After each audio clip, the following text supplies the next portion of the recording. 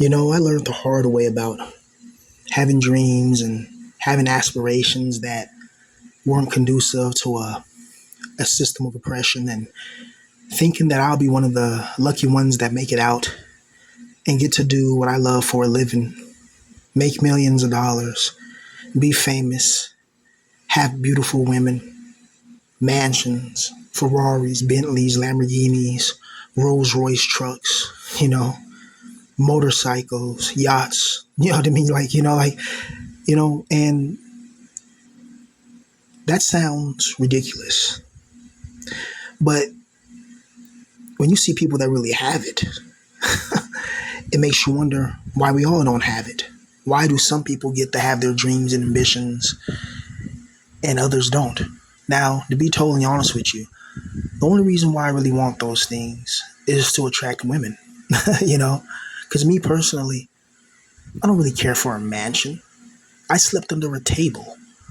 I don't really care for a Lamborghini, Bentley, or all that stuff. I don't even have a car. Can't even afford it. I don't care about a motorcycle or a yacht and none of those type of things like that, right? But I know it attracts beautiful women. And I'm a male, you know?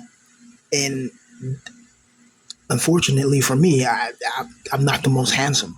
So I have to have things to make a woman want to mess with me. Otherwise, she doesn't want nothing to do with me. And I know that's not the best approach, right? I know you rather just go to a place and pay for it or whatever, but having genuine having a woman that has genuine affection towards you is a totally different type of energy than paying for sexual alleviation. When somebody genuinely loves you and cares about you, there's a certain energy that comes with that. There's a certain frequency that comes with that. There's a certain positivity that comes with that. There's a certain type of love that comes with that. And it can't be duplicated or replicated, but it can be integrated and made to help you out. Like, this is why some people, you hear stories about them having, and they met this girl and then their whole life changed. They met this girl and this, that, and the third. I know you guys seen that one guy. I think Rehab Room made a video about him, but that one guy who he made a video online talking about how he's an unattractive guy, and he's from Sweden. I think was it Sweden or someplace like that. The video blew up and he got millions upon millions of views, and basically him getting millions and millions of views. Out of all those millions of people, there was a girl that decided that she wanted to take a chance with him. But before, when he was making videos and not getting millions and millions of views, she didn't want nothing to do with him. But millions and millions of views, especially if you're monetized, that's a huge chunk of change. That's not like a couple of $100, like you're talking about in the thousands and up, right? And this girl, pretty much went over and pretty much changed this guy's, view, about himself, until, you guys know about that, right? I'm not going to go too deep in that, but, pretty much basically this guy had he got famous, and then a girl came into his life. Now he's going to have, now he has a daughter, so now he has a family, all because his YouTube videos got millions of views. So, a lot of luck plays it. And then he's not an attractive guy himself, it's just the power of the algorithm or the demiurge decided to put him in position, but you never know what the demiurge is always plotting. The demiurge will give you something, then take something, behind the scenes without you knowing. And then the time you realize that you're trapped and you're in a negative energetic manifestational frequency net, and you're having these vampiric evil spirits that feed off your energy. That's one thing you have to understand, that this world has a lot of spiritual parasites, and a lot of us, we weren't able to accomplish our dreams and ambitions because we were trapped around energy vampires that siphoned off all of our positive energy. And they did things towards us, or things were just orchestrated in such a fashion where you're around people that absolutely despise you, and you have to work with them. You have to live around them. You have to be around it, and there's nothing you can do about it. Do you know how, and they wonder why people like us are usually anxious. We're anxious because we're in unstable environments. We're in environments where one moment it's decent. The next moment is chaotic. One moment is decent and kind of relatively peaceful in a way. Then the next moment is total chaos everywhere. Like, a lot of us, our lives are toxic and chaotic, and we've dealt with so much things, and the most horrible thing to be in this world is a lonely man with dreams. to be a guy that's been rejected by females and to have dreams and actual ambitions. And then to make it even worse is if you're actually good and you have the talent for it. You have the attributes, you have the tenacity, you have the veracity, you have the capacity, you have everything. And yet the universe didn't decide to give you a chance. And now you're broke, homeless with nothing. Meanwhile, there's somebody that just screams out, Gucci gang, Gucci gang, Gucci, Gucci, Gucci, talking about a high fashion name brand, and that becomes a hit record. Like, is that not Central Intelligence Agency mind control, brainwashing propaganda or not? Don't you know certain frequencies played at a certain level makes you more susceptible to certain other negative frequencies, right? The CIA has all type of studies. Like you can read up what I'm talking about. The CIA, the FBI, like they have all types of studies and documents on how frequencies affect mind waves. And then put that with colors. Like certain colors does certain things to the mind because the mind is visual. So when the mind sees like red, the mind like naturally triggers certain parts in the brain, and certain thoughts. When the mind sees orange or blue or whatever, like it triggers different parts of the brain, and it's interesting. Like humans are visual creatures, right? And a lot of us, bro, we never were even given a chance to even get off the ground, man. Some of us we wanted to be somebody in this world. Like nobody wants to be a nothing. Nobody wants to be a loser. Nobody wants to be, working at a warehouse, doing DoorDash, doing things like low jobs that don't require any type of degree or college or education, or jobs that don't require any type of skill. I mean, most people who have a license can do DoorDash, so anybody can do that, right? But not too many people can build a business from scratch. Not too many people can create assets that appreciate in value, that can generate financial wealth for your family and generational wealth for years to come. Very few people are the starters and the originators and creators. This is why when somebody says they're a millionaire, most people look at them like, wow, that guy's a multi-millionaire. Damn, how did he do it? I guarantee you he owns something. He sells something. He's in business. I guarantee it. Or he may have inherited land or something like that. There's multiple ways of getting rich. The problem is a lot of people that go those ways never make it to the top. There's so many booby traps and trap doors and, pits filled with dangerous, venomous vipers and shadow snipers, all to try to take you down, man. It's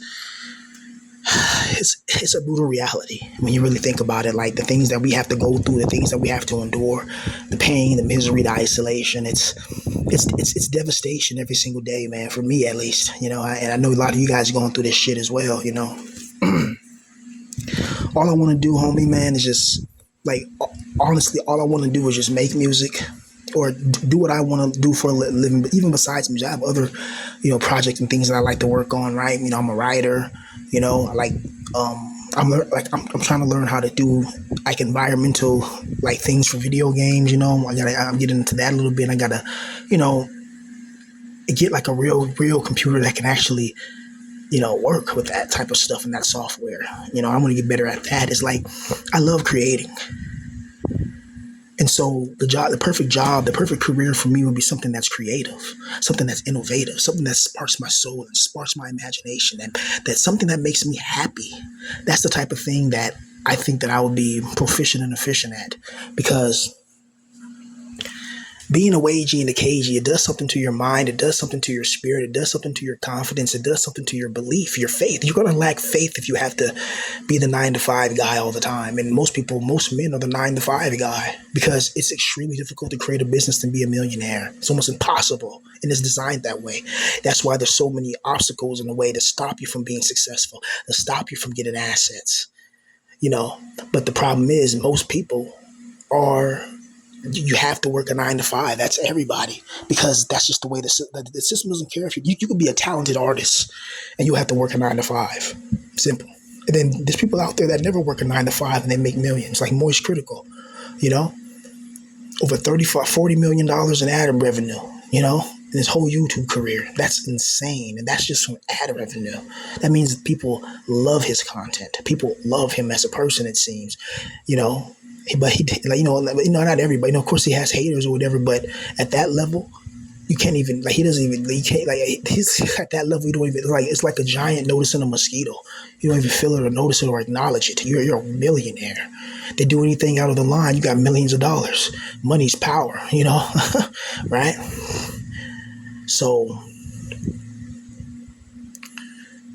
I don't know, man. I just like in a world in a normal world made by a loving, caring being or something that's just something that wants to benefit humanity. You always hear about human evolution and human this. Well, how come human evolution never evolved past the point of primitive, tribal beefs, right?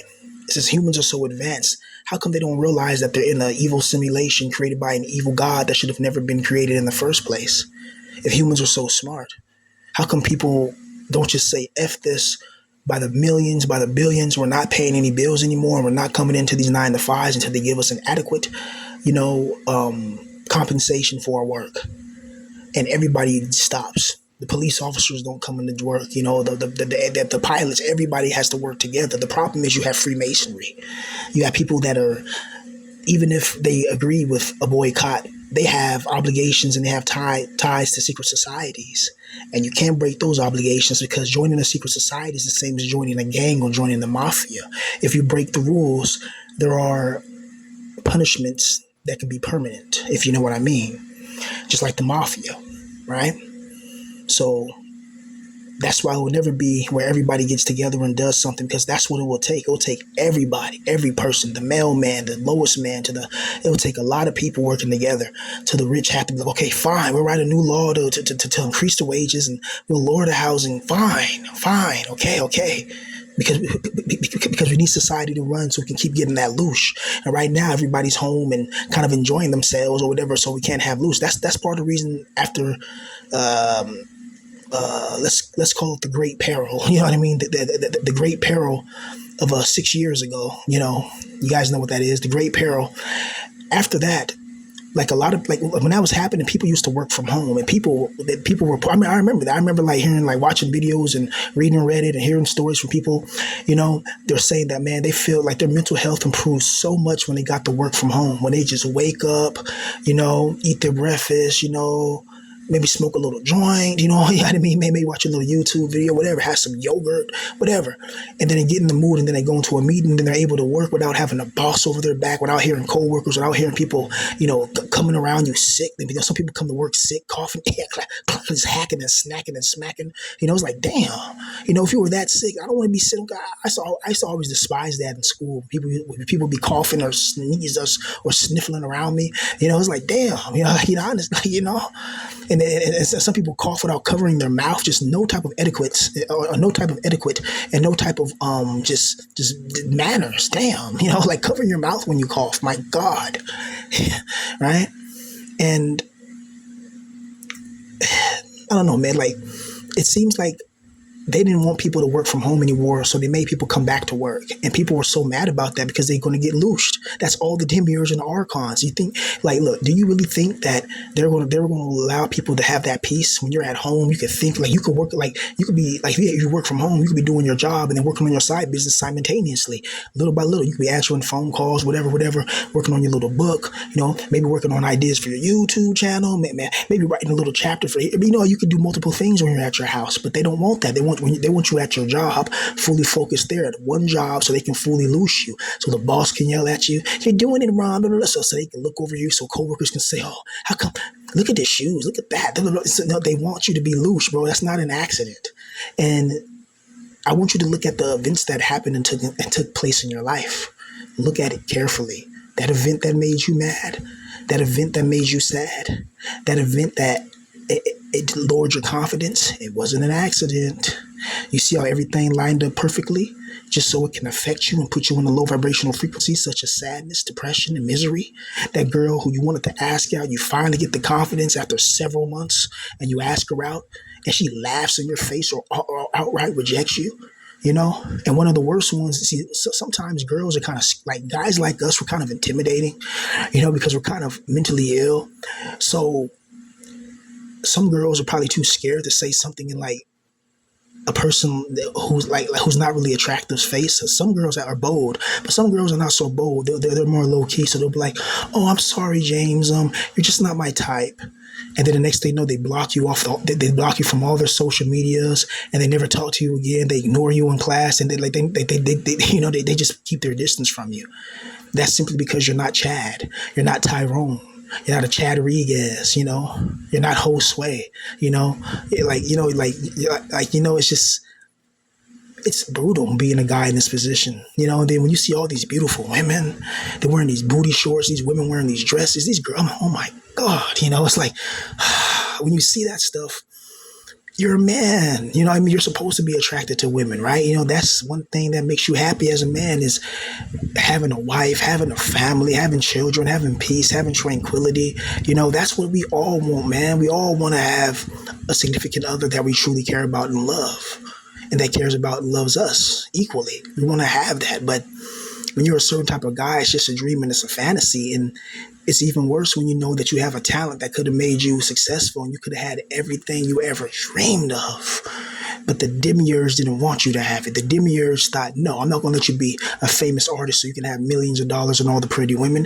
No, you're never going to make it. I don't care how talented you are. You're going to be at that 9 to 5 every day, slaving away. You're going to be homeless. You're not going to have anything because when you're sad and miserable and depressed and don't have any money, don't have any woman, and don't have anything, that's when I can loose farm you. I can get your negative energetic manifestational frequency and I can loose it. I don't care about what you want. And that's the God of your Bible. That's the God that you guys love. That's the God that a lot of these, you know, Bible dupes, they fall in love with evil because they know that, like, if you look at this God's actions, if it was a human being, you would say it's evil. You wouldn't even question it. But because it's a God and has more power than, put it this way, would you be scared of the demiurge if you were powerful, more powerful than a demiurge?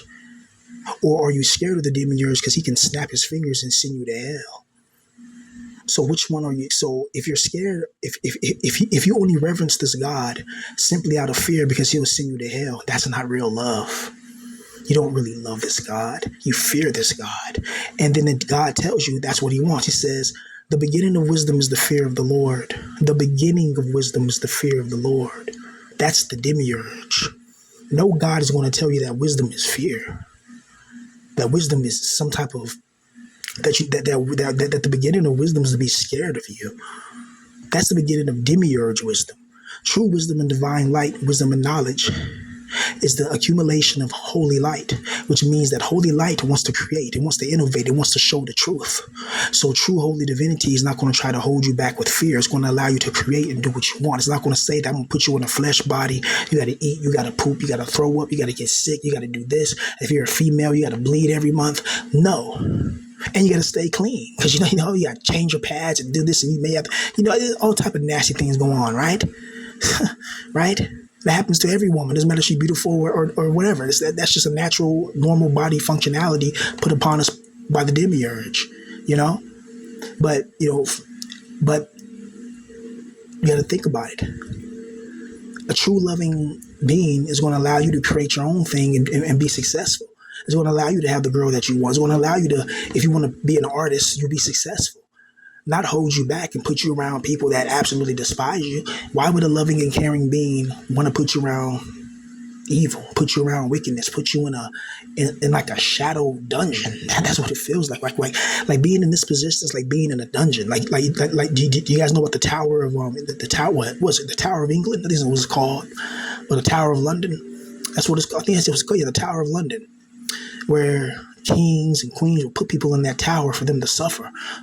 That's what it feels like to be in this position. You're in the Tower of London suffering, like damn, and I think they had like something like, I think, what was it called? I think it was called the Little Ease. The Little Ease in the Tower of London. It's like a small room where they throw you in there and it's like you can't even sit down totally and you can't stand up at all. You got to be like crouch, and they put you in there for days or months until your back pretty much gives out, and then they take you out of there. Like, They have so, like, this world has so many ways of torturing the flesh and torturing the spirit that it's not an accident. It's not an accident that a lot of us are surrounded by this evil that and we weren't able to accomplish our dreams. We weren't able to, like, we didn't have the right people around us, man. Look at everybody who made it and look at the people that they had around them. You know, like, look at it. Like, everybody who made it has somebody that helped them make it to get to the top. You think Elon Musk got to the top by himself? You think Bill Gates got to the top by himself? You think Mark Zuckerberg got to the top by himself?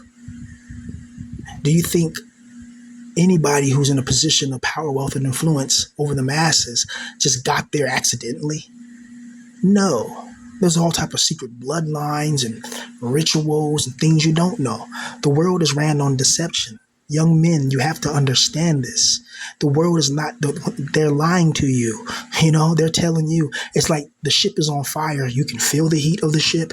You can see the smoke bellowing across the hallways. You can feel the heat against your skin. People are screaming, burning in fire below the lower decks. And they're telling you on this burning ship, just be fine and go back to your cabins. There's nothing the matter. And you, like, who's going to listen to that? Like, no, you'd be crazy to listen to that. Look around you in America. Look around you in the world. Do you see the integration of the New World Order? Look what happens in the UK.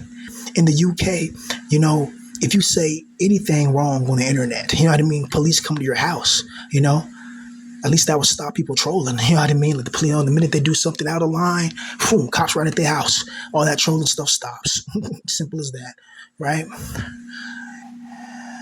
But, you know, the freedom of speech, you know, is something that I feel like it should be protected, right?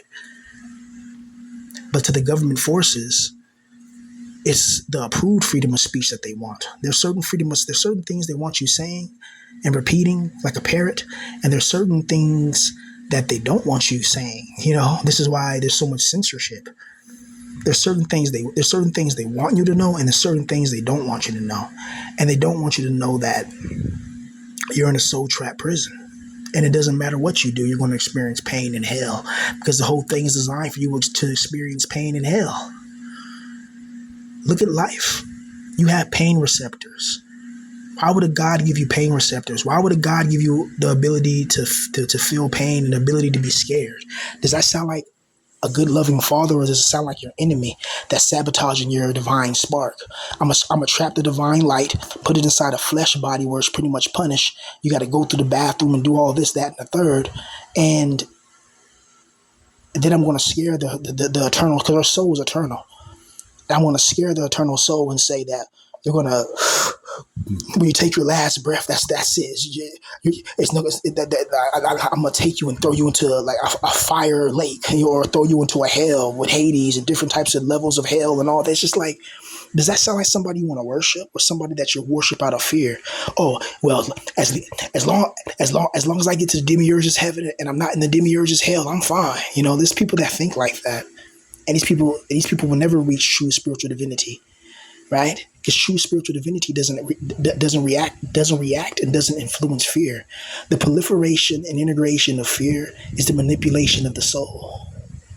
Point blank, period. The soul is not supposed to be scared and hiding in the corner. We're supposed to be free. We're supposed to be in a position where we can create, where we can innovate, where we can be happy. I grow tired of ignorance. I grow tired of those that agree with an oppressive system, a system that's really literally designed to snatch every ounce of your creativity and turn it into misery. How is that normal? It conflicts with the natural inclinations of the soul. The soul has a natural propensity to create things. This is why your mind's imagining. This is why we love anime. We love fantasy.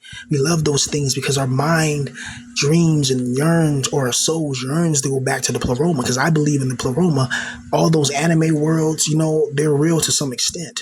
Like in the pleroma, I believe that there's beautiful worlds and realms and things we can't even imagine that where we came from before the demiurge stole us and mind wiped us. You know, it's, you know, having your, like, what loving God is going to erase your mind, having your memory erased, send you to hell. threaten you. Have a life review. Oh, you did this in life. Oh, in this time in life, you took a cookie from the cookie jar. Oh, I'm gonna send you to hell. Oh, you said this. You did. It's like, really? How about we judge you as a God? How about we judge you? The only one that needs to be judged is the God of this world. Let's judge you. But oh man, I gotta calm down. YouTube rules and regulations. You know, when evil masquerades as righteousness, that's when you know you have an intelligence with it. So these spirits are intelligent. They tell you in the Bible, the devil will appear as a being of holy light, or as a being of light. But the father of the devil also can appear as a being of light as well. And the father of the devil is the demiurge, the God of the Christian Bible. I am a jealous God. That's what he said. He said, the beginning of wisdom is the fear of the Lord. The beginning of wisdom is the fear of the Lord. That sounds like if Emperor Caligula wrote that. Emperor Tiberius, Emperor Commodus. It sounds like a Roman emperor who was a dictator that wrote that. Worship me, me, me, me, me, me, me. And if you don't, I'll send you to hell. Like, come on, bro. That's evil. Where's the righteousness? I'm going to show you how to love. I'm going to show you how to be happy. I'm going to show you how to, be wealthy. I'm a loving, caring God here. I'm going to bless you with money. I'm going to bless you with wealth. I'm going to bless you with success. You don't have to work at the shoe shop. You don't got to work at Amazon. You don't got to do DoorDash. You don't got to work at a grocery store. You don't got to do, a lifeguard at the beach. You don't gotta do this, that, the whatever the third. You don't have to do that. You can actually do what you love and be successful. And I'll make sure you prosper, have a beautiful woman, you have your children blessed. And this God doesn't do that, but he does do for some people, because those are his highest NPCs and his favorites who kisses rear end enough. If you kiss this God's rear end enough, maybe he'll bless you, maybe not. Because there's people like that I've known personally who used to kiss this God's rear end, and they're sitting in a box. They're gone forever. That God didn't help them. Multiple people. So what does that tell you? This God chooses, God has favorites, and that's not right. Because a lot of us in this situation, if we had a good God that loved us, we would be in a good position. A lot of us deserve happiness, we deserve peace, we deserve tranquility. And when you actually have the ability to gain those things, but the world keeps screwing you over where you can't even achieve those things, like you can't build a foundation, you can't build any type of escalation or acceleration. You're trapped in a world of manipulation. You're trapped in a world that's orchestrated for devastation and annihilation. Like, this is the world that we're trapped in. This is an evil, twisted, sadistic world. And the minute you try to expose it, like, people have told me whenever they talk about the demiurge or something like that, they notice, like, what I was saying is true. Like, certain bad things start happening towards them. Like, it's like the demiurge is targeting them to kind of shut them up and hush them up, because he doesn't want the world to know that he's a fraud. You're not the real God. Yes, you have power. Yes, you can create heavens. Yes, you can create planets, stars, moons, galaxies, angels or archons. Yes, you can create hell. Yes, you can create Hades. Yes, you have the power over life and being deceased. You have this power. Yes, you are a God. You're a God, but you're a God in your realms, not a God from our realm. You're from the abyssal void zone. You're the demiurge. We're from the pleroma. We're from the righteousness. Okay? So that's why us and this God doesn't mix. Why would a loving God create a crocodile?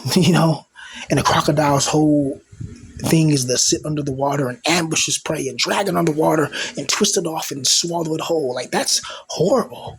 Like, how? Like, think of the mind. Like, imagine being a God and you can think of anything and you think of that. Imagine being a God and you create like a giant Tyrannosaurus Rex. Even though I think T-Rexes are cool, actually T-Rex is my favorite dinosaur, and the different subspecies and variants of Tyrannosaurus Rex, because there's different types or whatever. And low key, one of my dreams is always to have a pet T-Rex. Like a big giant 30, 40, 50-foot T-Rex, and I'm just riding on its back. Like I put like a little chair or something, and just ride on its back. That's always been one of my dreams, or to ride on a dragon or something like that. But yeah, man. But anyway, man, just know this, man. This world is evil, and you have to watch your back, and you got to be smart about, who you surround yourself with, and you have to be smart about what you follow as a dream. Even if your dream has failed and destroyed your life, like mine has, I'll never give up. And a long time ago, I used to have a song called "I Never Give Up." You know what I mean? I will never give up. That brings me back. I remember recording at Rasta's house. Yeah. But anyway, man. Yeah. Peace.